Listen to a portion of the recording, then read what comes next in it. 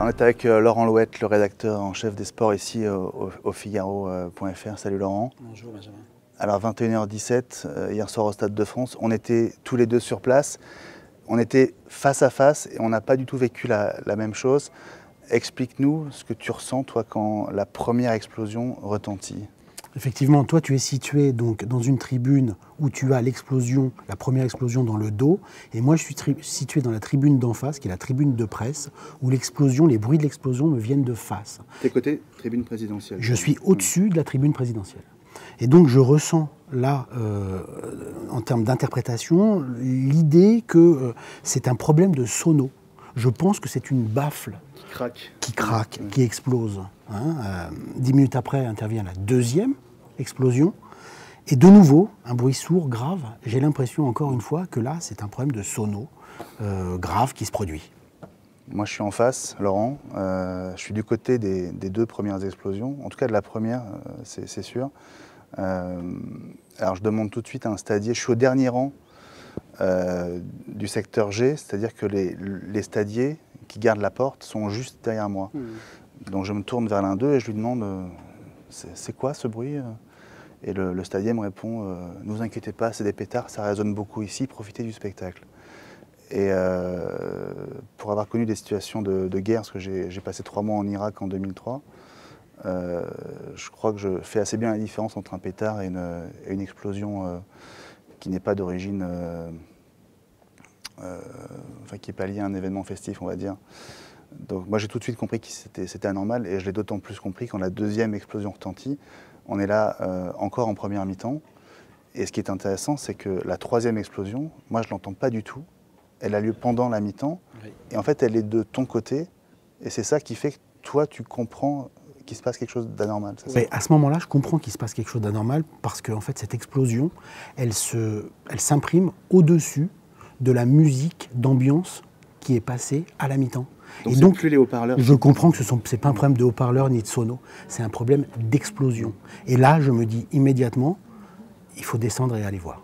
Alors qu'est-ce qui se passe? Donc là, je suis dans la tribune de presse, je descends de la tribune de presse, du côté donc de l'esplanade de la porte S, et là, c'est plus du tout le même spectacle. On n'est plus du tout dans le football.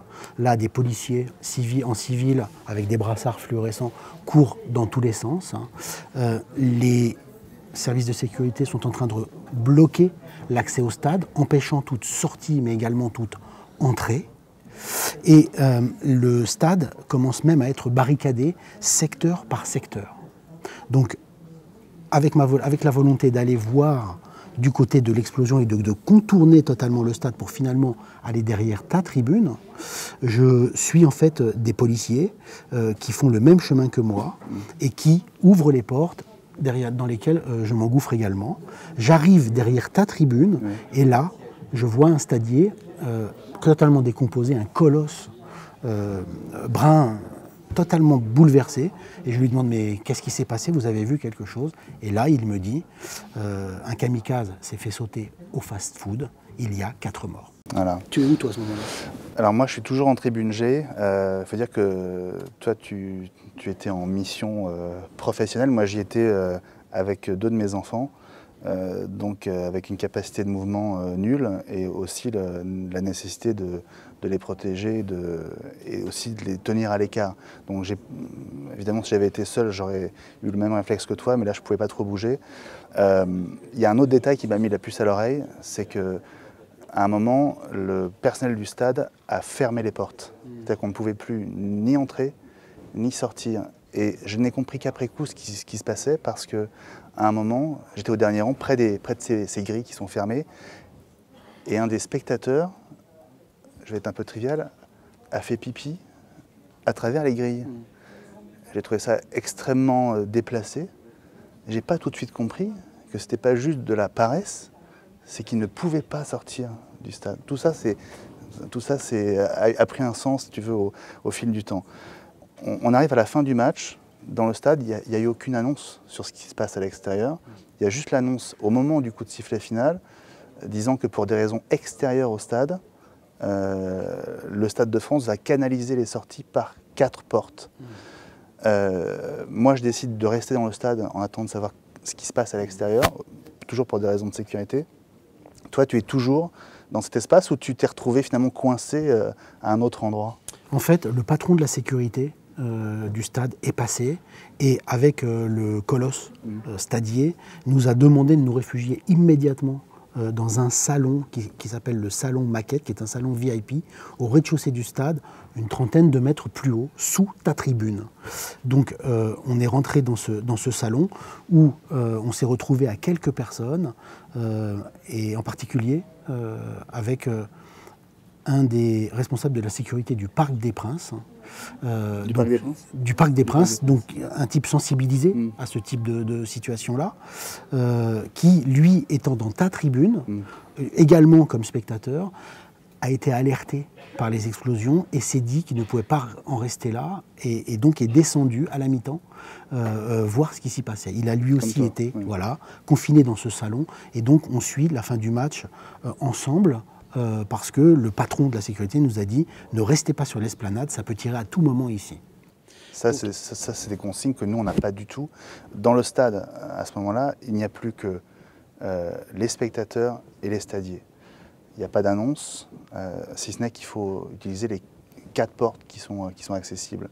Nous, on choisit de rester dans le stade pour ne pas faire partie des premiers à sortir, ne sachant pas ce qui se passe dehors. On laisse passer une dizaine de minutes. On va dire qu'une bonne partie du stade s'est vidée et tout à coup, il y a un mouvement de foule inverse où de toutes les portes, on voit les gens revenir dans le stade en courant. Et en fait, moi, c'est le seul moment où j'ai vraiment pas été tranquille, c'est qu'on ne savait pas pour quelles raisons les gens revenaient. Et si on avait été sur une esplanade plate, c'était une configuration type la Mecque. On aurait eu des gens piétinés, ça aurait pu être une catastrophe. Le fait qu'on soit dans un stade avec quand même les zones de gradins qui font qu'on ne peut pas courir, font que ça, quand les gens sont revenus dans le stade, ça ralentit tout le monde. Tout le monde a convergé vers la pelouse, mais je ne savais toujours pas pourquoi les gens étaient revenus. Et ça, tu as su pourquoi, toi? À ce moment-là, moi, effectivement, à la fin du match a été sifflé. On nous conduit à une évacuation à l'opposé donc de cet endroit où ont lieu les explosions. Et donc en rebroussant finalement chemin, j'entends des fusillades au moment où les gens reviennent en fait. Devant moi, la foule emprunte un mouvement que tu décris bien.